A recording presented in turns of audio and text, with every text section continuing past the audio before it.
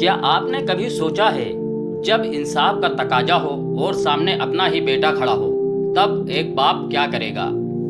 آج ہم آپ کو سنانے جا رہے ہیں حضرت علی رضی اللہ عنہ کی ایک ایسی سچی داستان جو دل کو ہلا دیتی ہے، جہاں انصاف خون سے بڑا ثابت ہوا اور ایک یہودی نے اسلام کو اپنی آنکھوں سے دیکھا۔ السلام علیکم دوستوں، مدینہ کی اس دوپہر کو سب لوگ خاموش تھے، جیسے کوئی انجانی خوف کی لہر شہر پر چھا گئی ہو۔ مسجد نبوی کی فضا میں گونجتا سناٹا بتاتا تھا کہ آج کچھ ایسا ہوا ہے جو وقت کو تھما دینے والا ہے۔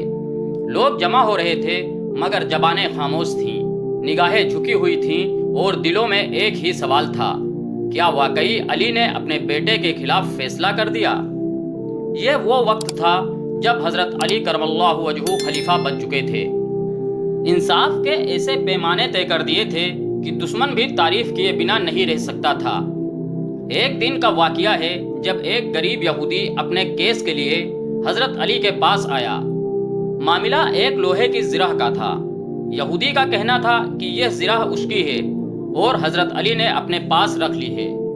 علی نے فرمایا، اگر تو دعویٰ کرتا ہے تو میرے پاس جواب دینے کا حق ہے، چل عدالت میں۔ لوگوں نے کہا، علی آپ خلیفہ ہیں، آپ عدالت میں حاضر ہوں گے؟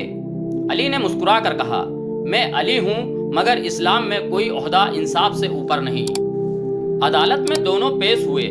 قاضی نے پوچھا، اے امیر المومنین، کیا آپ کے پاس کوئی گواہ ہے؟ علی نے فرمایا، ہاں، میرا بیٹا حسن۔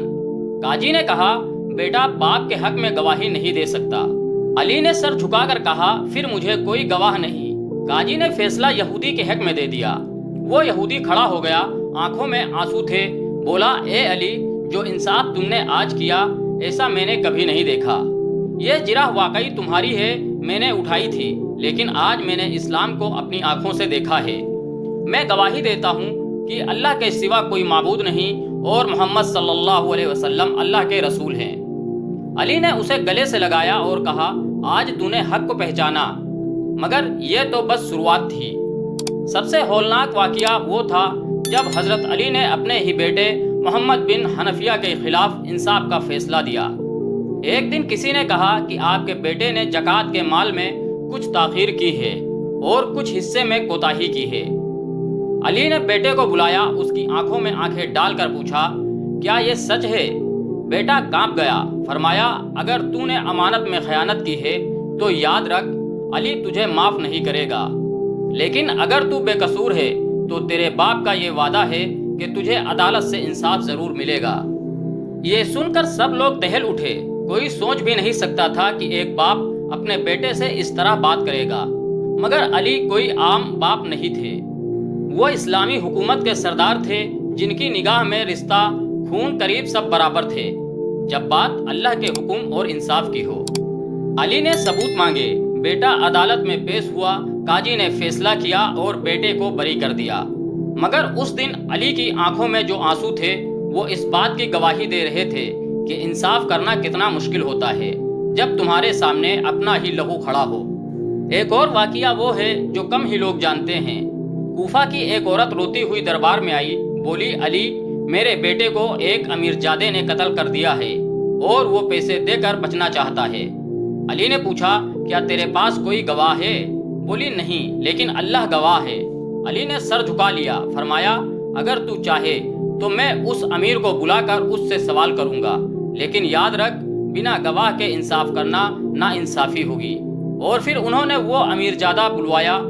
جب سوال جواب ہوا تو اس شخص کے چہرے پر ہوائیاں اڑنے لگیں۔ علی نے فرمایا، تو سچا ہے تو قسم کھا کے کہہ، مگر وہ شخص ڈر گیا اور سچ اگل بیٹھا۔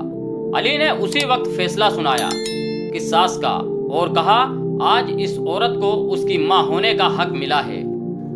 لوگوں نے دیکھا کہ علی کا انصاف ایسا تھا جو دلوں کو پھاڑ کر روشنی اندر بھر دیتا تھا۔